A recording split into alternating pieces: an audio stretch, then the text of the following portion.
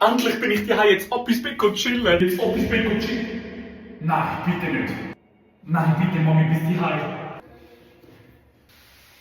Ey, natürlich hat mein Handy nur noch 2%. Ey, Mann, und go schiessen muss ich auch noch und go pissen. Oh mein Gott, warte, das Fenster von meiner Mutter ist ja immer offen. Warte mal. Schaffe ich 3 Meter zu klettern und dann von dort drüber zu kommen? Bei unserem Balkon? Ey, und draussen chillen kann ich auch nicht. Es sieht so aus, als ob es jeden Moment kommt regnen, Mann. Fuck.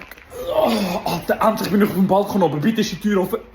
Sag mir jetzt nicht, sie hat einmal die Tür zugemacht. Ey Mami, endlich nimmst du das Telefon ab. Ich habe dir sicher schon 20 Mal angerufen. Wie, was ist? Ich bin vor der Wohnung, niemand ist da. Der Schlüssel fällt auch unter der Matratze. Ich bin auf dem Balkon. Wie ich dort raufgekommen bin? Ja, geklettert. Wieder runter.